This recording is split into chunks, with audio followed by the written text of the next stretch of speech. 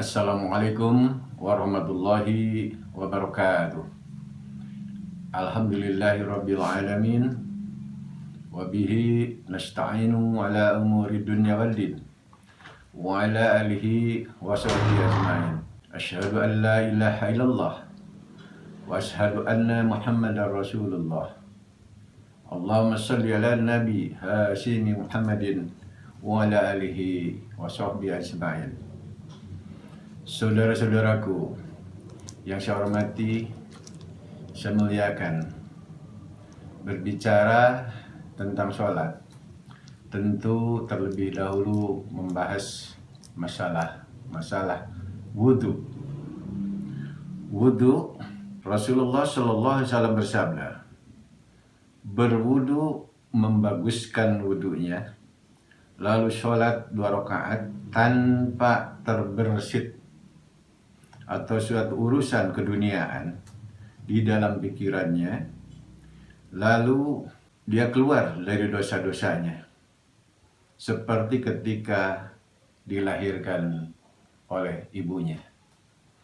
Oleh karena itu, kita harus memperbaiki wudhu yang baik, wudhu yang khusyuk, wudhu yang semata-mata karena Allah Subhanahu wa Ta'ala. Lantas kita sholat 2 rakaat, maka insya Allah apabila kita berdosa kepada Allah, maka Allah akan mengampuni kita semua dari dosa-dosa yang pernah ada dan pernah dilakukan, seperti bayi yang baru dilahirkan bersihnya daripada dosa-dosa karena wudhu itu.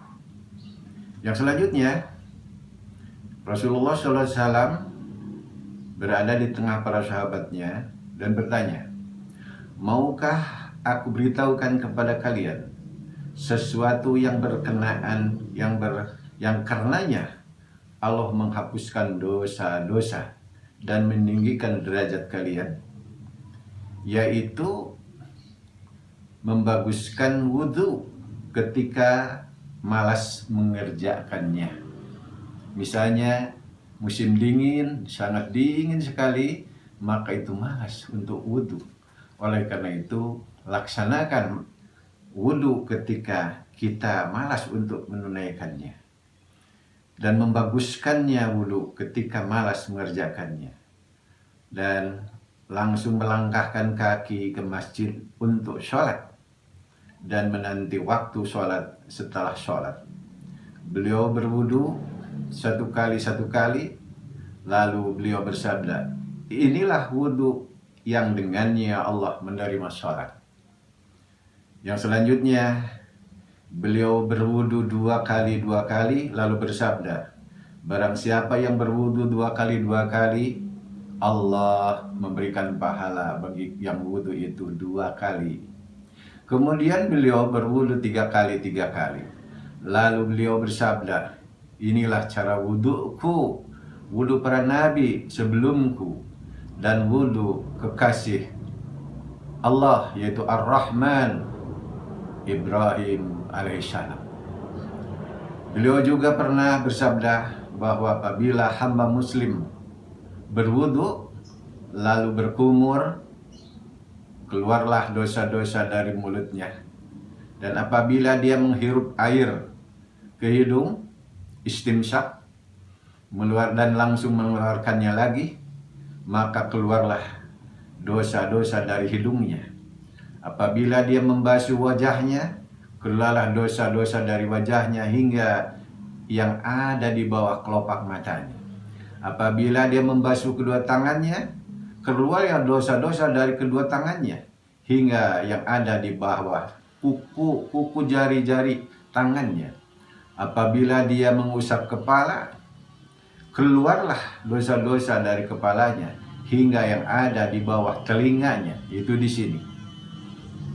Apabila dia membasuh kedua kakinya, keluarlah dosa-dosa dari kedua kakinya hingga yang ada di bawah kuku jari-jari kakinya.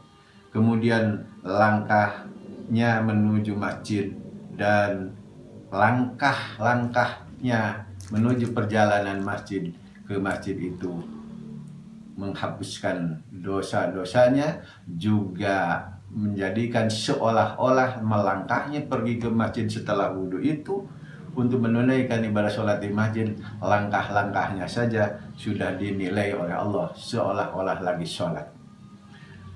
Saudara-saudaraku yang saya muliakan dan saya hormati, selanjutnya Allah Subhanahu wa Ta'ala bersabda, perumpamaan sholat, maksudnya Rasulullah SAW bersabda, perumpamaan sholat 5 waktu adalah seperti sungai air tawar yang mengalir di depan rumah siapa saja di antara kamu, kata Rasul.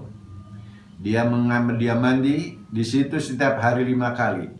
Apakah menurut kalian masih ada nempel kotorannya? Maka para sahabat mengatakan, tentu tidak akan ada sedikit pun kotoran itu ya Rasulullah. Kemudian beliau bersabda, sholat 5 waktu itu dapat menghilangkan dosa-dosa sebagaimana air membersihkan kotoran tersebut. Sholat itu adalah penebus dosa yang dikerjakan pada waktu di antara sholat. Sholat tersebut selama orang itu menjauhi dosa-dosa besar. Sebagaimana Allah berfirman, sesungguhnya kebaikan itu menghapuskan dosa, perbuatan-perbuatan yang buruk. Surat Hud ayat 114. Selanjutnya, hadirin atau saudara-saudaraku, di dalam Bukhari Muslim, para pemilik sunan dan lain-lain meriwayatkan hadis Ibnu Mas'ud bahwa seorang laki-laki mencium seorang perempuan, lalu dia datang kepada Nabi Muhammad SAW dan menyampaikan hal seakan-akan menanyakan kafaratnya.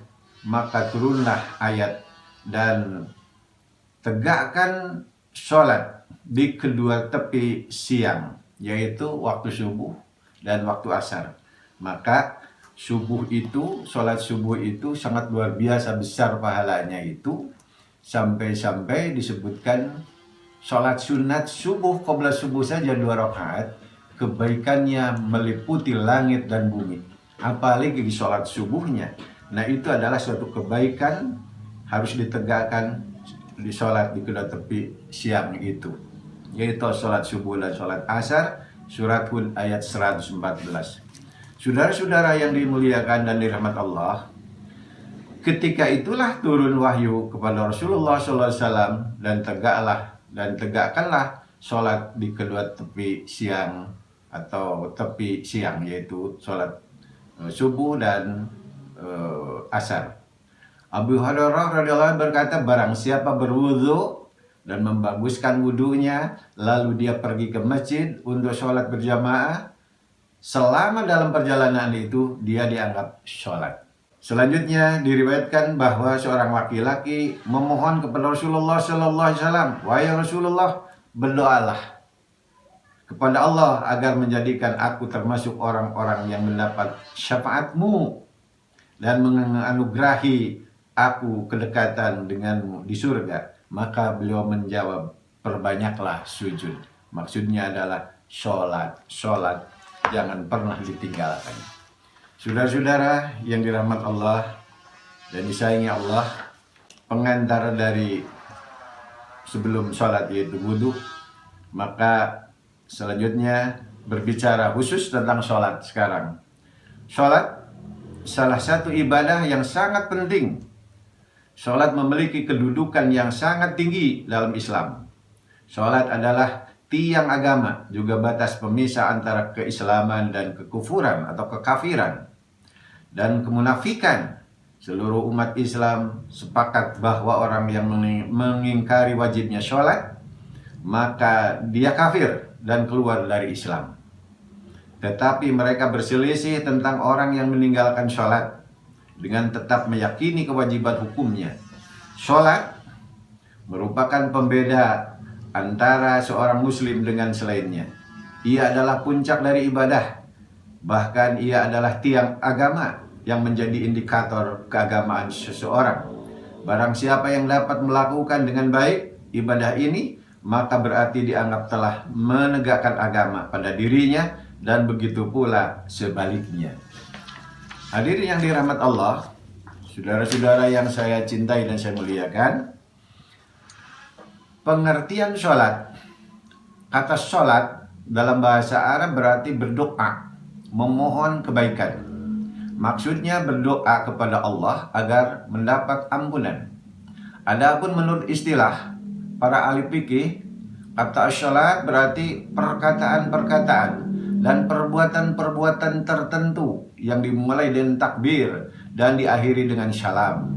Disebut sholat karena perkataan-perkataan dan perbuatan-perbuatan itu memuat doa, dan doa merupakan bagian terbesar di dalamnya. Jadi semacam memberi nama keseluruhan dengan nama dari sebagian.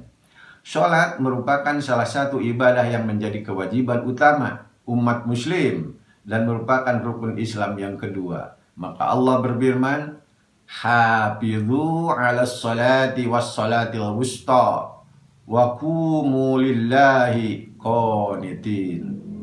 Yang artinya, peliharalah semua sholatmu, sholat wusta, berdirilah untuk Allah dalam sholatmu dengan khusyuk. Surat Al-Baqarah 238. Dalam ayat di atas, Allah Subhanahu wa taala memerintahkan kita untuk menjaga sholat 5 waktu. Tidaklah Allah Subhanahu wa taala memerintahkan kita untuk senantiasa melaksanakan sholat 5 waktu ini, melainkan karena agungnya kedudukan sholat 5 waktu. Demikian juga dalam hadis, banyak sekali sabda-sabda Rasulullah SAW yang menunjukkan keagungan sholat 5 waktu. Cukup satu hadis berikut yang menunjukkan penting dan agungnya sholat 5 waktu. Yang artinya, Islam itu dibangun di atas 5 pondasi, yaitu bersaksi bahwa tidak ada Tuhan yang berhak diibadahi secara benar melainkan Allah, dan bersaksi bahwa Muhammad adalah utusan Allah, mendirikan sholat, menunaikan zakat, melaksanakan haji, dan berpuasa di bulan Ramadan. Hadis Bukhari Muslim. Hadirin yang dirahmat Allah, tujuan sholat. Tujuan sholat, di samping sholat memiliki kedudukan yang agung, adalah sholat memiliki hikmah dan tujuan-tujuan. Di antara tujuan tersebut ada yang Allah cantumkan di dalam kitabnya, dan ada juga yang Allah sembunyikan di dalam ilmunya. Di antara tujuan pelaksanaan sholat, yang pertama adalah dalam rangka mengingat Allah Ta'ala atau berzikir. Maka Allah berfirman, "Innani annallaha la ilaha illa ana fa'budni wa aqimis sholat lidikri." Yang artinya, sesungguhnya aku adalah Allah, tiada Tuhan yang berhak diibadahi melainkan aku, maka beribadahlah kepadaku dan dirikanlah sholat untuk mengingat aku atau berzikir kepada Allah. Quran Surat Toha ayat 14. Saudara-saudaraku yang dirahmat Allah, dalam ayat di atas Allah menegaskan bahwa tujuan kita mendirikan sholat adalah untuk berzikir kepada Allah atau mengingat Allah. Jika kita perhatikan secara seksama terkait dengan bacaan-bacaan yang ada di dalam sholat, maka kita dapati bahwa seluruhnya adalah bacaan zikir dan doa. Dari mulai takbiratul ihram, Allahu Akbar, takbiratul ihram sampai pembuka sholat. Sebagai pembuka sholat, kita mengucapkan zikir Allahu Akbar hingga mengucapkan salam Assalamualaikum sebagai penutup dalam sholat. Sholat itu ada 2 bagian, ya. Sholat kita belum sholat ibadah sebelum lagi bacaan-bacaan antara takbir dan salam yang juga syarat dengan zikir dan doa kepada Allah Ta'ala. Maka tentu semua sudah seharusnya dapat mengingatkan kita kepada Allah Ta'ala. Akan tetapi seringkali tujuan yang mulia ini tidak kita dapatkan. Memang ketika kita sholat, secara lisan kita membaca zikir, takbir, doa, dan membaca Al-Quran, akan tetapi terkadang hati kita masih saja lalai, digoda oleh iblis, syaitan la'natullah, terhadap bacaan-bacaan tersebut. Kondisi seperti itu tentu jangan sampai kita alami. Na'udzubillahi min dzalik. Jadi ketika mengucapkan tadi Allahu Akbar, segala macam yang tadinya lupa, begitu Allahu Akbar jadi ingat. Nah, ini adalah menunjukkan sholatnya lalai. Allahu Akbar, langsung ingat. Ada apa saja, di mana saja yang dicari ketika sebelum sholat tidak ada. Tetapi ketika Allahu Akbar, maka ingat di sanalah tempatnya. Nah, inilah menunjukkan sholat yang seperti ini adalah sholat yang lalai. Nah, di samping tidak mendapatkan tujuan dzikir kepada Allah, juga akan menunai celaan dari Allah Subhanahu wa Ta'ala bagi sholat orang yang sholat seperti itu. Di dalam Quran disebutkan, A'udzubillahi minasyaitonirrajim, Bismillahirrahmanirrahim. Fawailul lil musallin alladzina hum an salatihim syahun. Artinya, celakalah orang-orang yang melaksanakan sholat. Siapa yang celaka sholat seperti itu? Yaitu mereka yang lalai ketika melaksanakan sholat. Surat Al-Ma'un ayat 4-5. Oleh karena itu, mudah-mudahan kita jangan pernah lalai dalam melaksanakan, menunaikan ibadah sholat itu. Baik lalai waktunya, lalai waktu pelaksanaannya, dan seterusnya harus khusyuk, hanya menuju kepada Allah Subhanahu wa Ta'ala secara khusyuk. Maka yang tadi saya sebutkan sedikit, yaitu sholat itu seolah-olah ada dua itu maksudnya saya adalah yang lalai dan tidak lalai. Yang lalai adalah celaka, yang khusyuk adalah sangat beruntung. Allah berfirman di dalam Quran, yaitu A'udzubillahi minasyaitonirrajim, Bismillahirrahmanirrahim. Qad aflahal mu'minuna alladzina hum fi sholatihim khashi'un. Yang artinya, sungguh telah beruntung orang-orang yang beriman, yaitu mereka yang khusyuk dalam melaksanakan sholat. Al-Mu'minun ayat 1 dan 2. Hadirin yang dirahmat Allah dan saudara-saudaraku yang disayangi, yang dicintai, pentingnya sholat. Sholat merupakan agenda yang maha penting dalam kehidupan umat Islam. Tidak ada kegiatan lain yang lebih penting dibandingkan sholat. Oleh karena itu, bila waktu sholat tiba, umat Islam harus meninggalkan segala kegiatan lain untuk melaksanakan sholat. Jangan sampai terjadi seseorang meninggalkan sholatnya untuk melakukan urusan-urusan lain, urusan dunia. Komitmen seorang hamba terhadap agamanya sangat ditentukan oleh kenyataan apakah dia sholat atau tidak. Rasulullah SAW bersabda, sholat adalah tiang agama. Barang siapa mendirikan sholat berarti dia telah menegakkan agama. Dan barang siapa meninggalkan sholat berarti dia telah meruntuhkan agama. Na'udzubillahi min dzalik.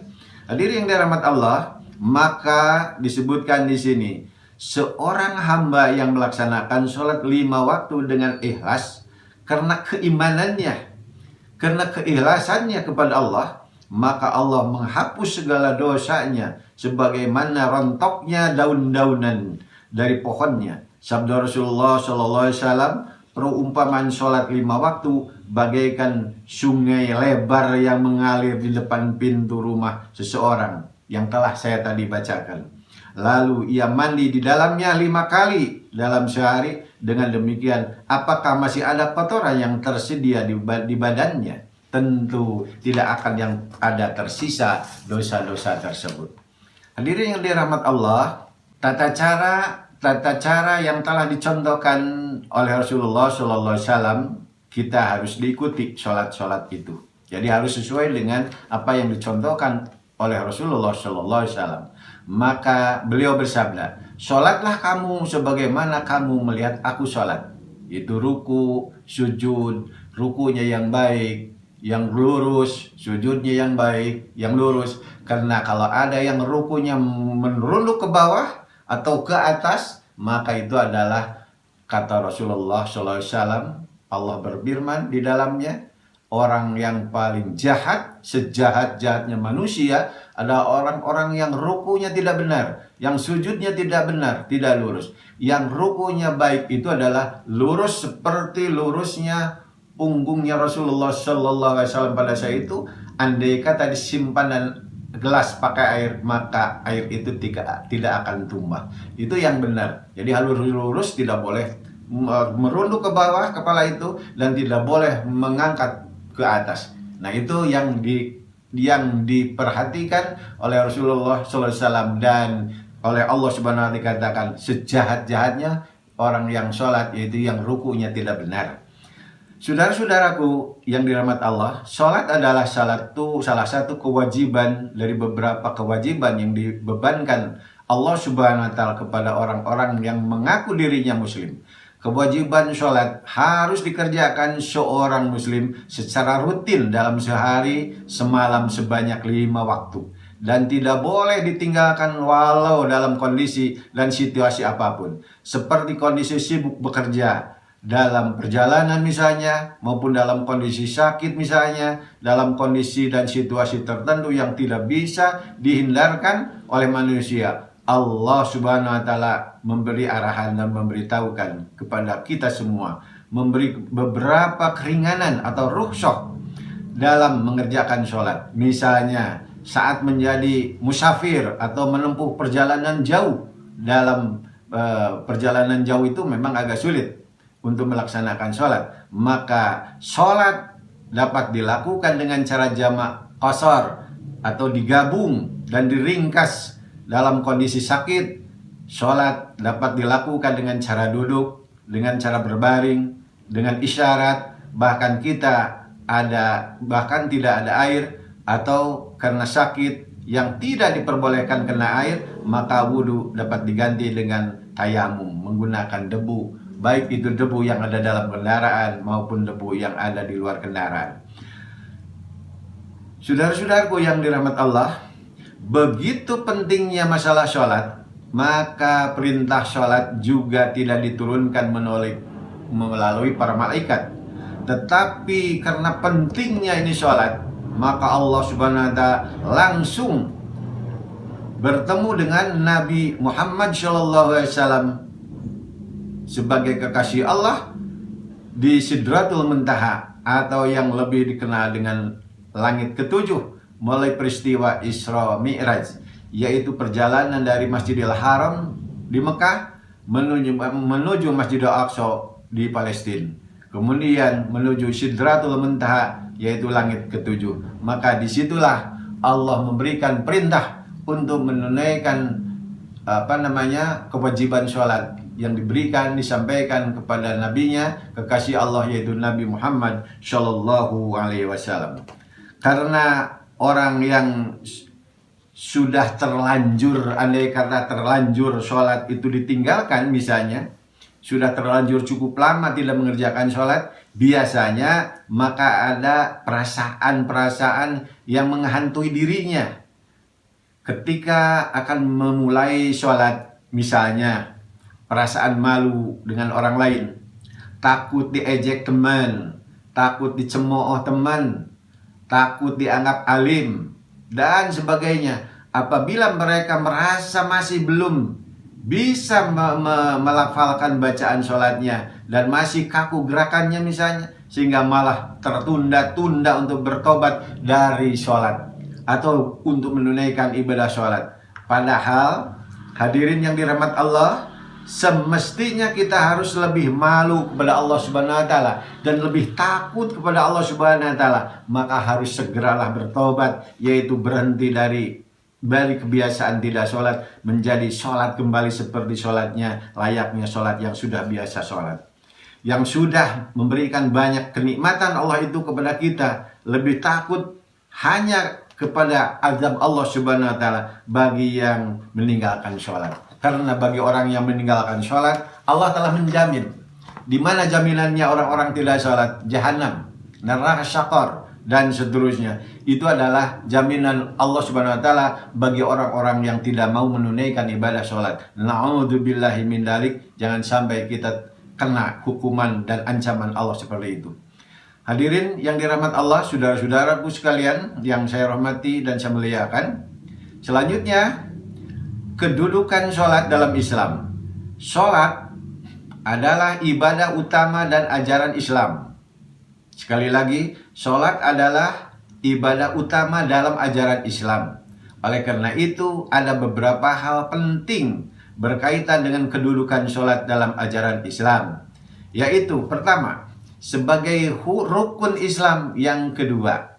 Rukun, kata rukun berarti sesuatu yang utama, yang dipentingkan dan tidak boleh diganti, dan harus atau wajib dilaksanakan.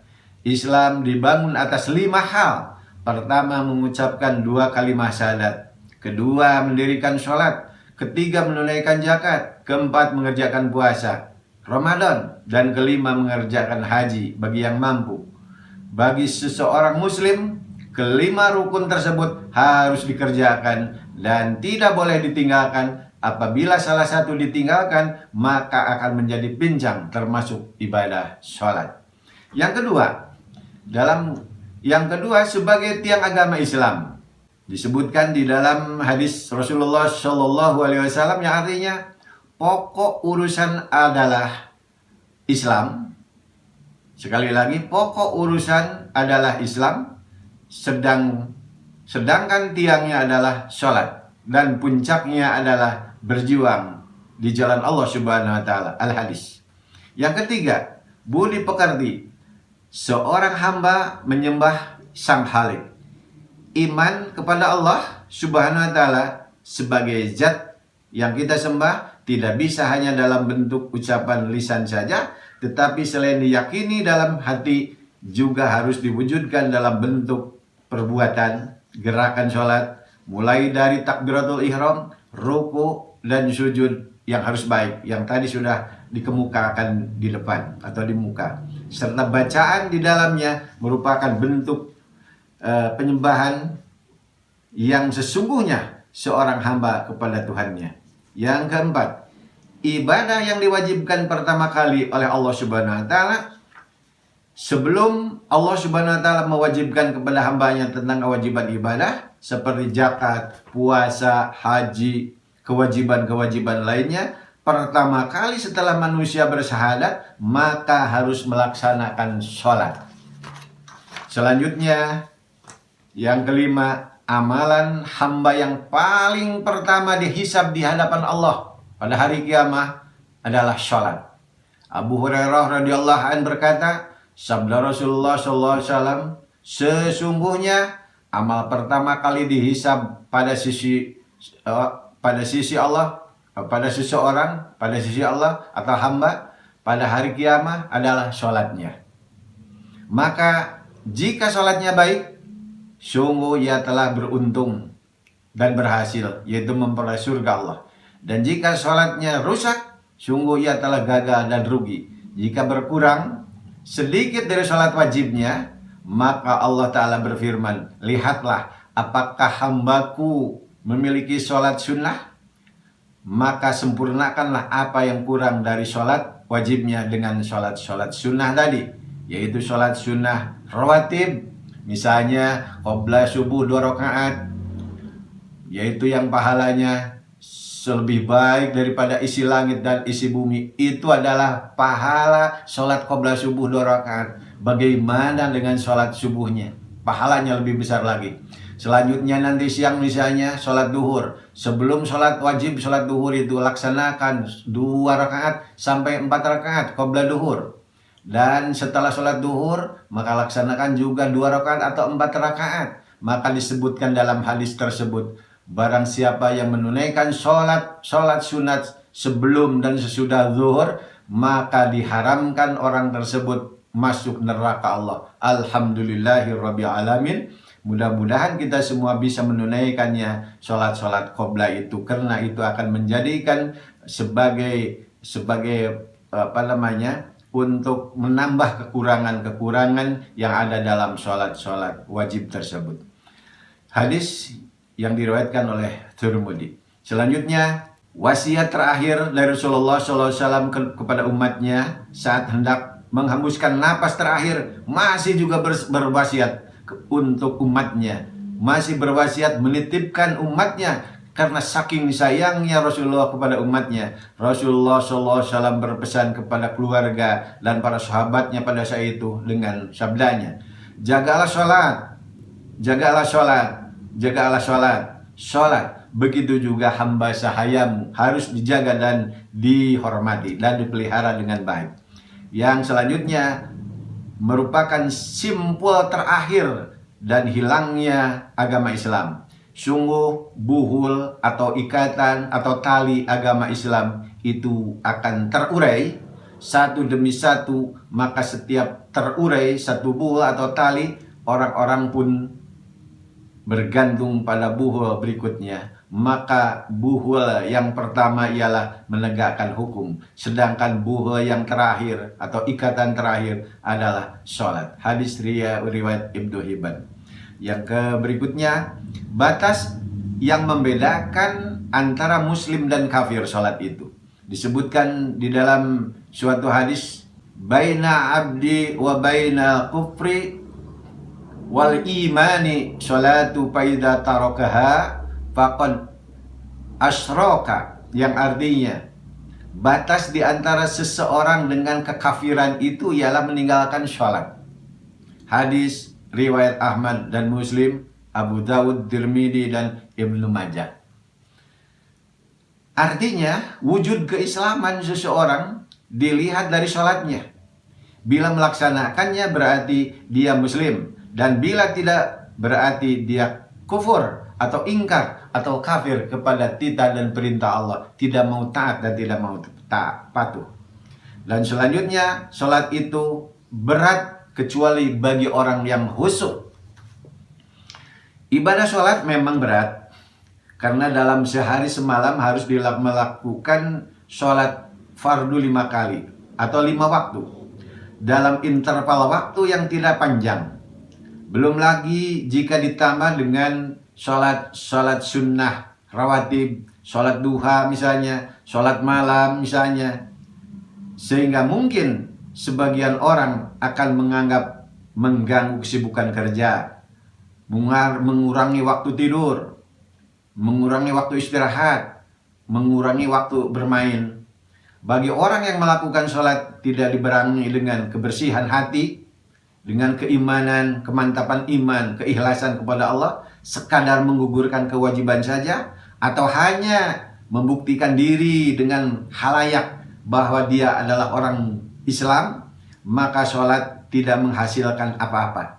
Hanyalah saja bagi mereka. Tetapi bagi orang yang melakukannya sebagai perwujudan penghambaan diri dan rasa cintanya kepada Allah Subhanahu wa Ta'ala, agar dirinya semakin dekat, semakin dicintai, disayangi oleh Allah Subhanahu wa Ta'ala, maka akan merasakan nikmatnya melakukan sholat, sehingga dalam situasi dan kondisi apapun dia tidak ingin meninggalkannya, bahkan selalu menambahinya dengan sholat-sholat sunnah lainnya, seperti yang tadi dikatakan di atas atau di muka, seperti sholat rawatib, seperti sholat tahajud, sholat duha, sholat tahiyatul masjid, dan misalnya lagi ditambah dengan sholat isyraq, sholat istikharah, sholat tasbih, sholat taubat, sholat hajat, sholat witir, sholat awabin, dan sholat jenazah. Sholat jenazah itu diantaranya memang di kota besar misalnya, itu jarang sekali yang memperhatikan. Ketika ada orang meninggal dunia, itu kalau diajak sholat, mari kita sholat jenazah dan seterusnya, silakan, mangga silakan duluan. Nah, ini adalah menunjukkan orang-orang itu tidak paham tentang sholat itu.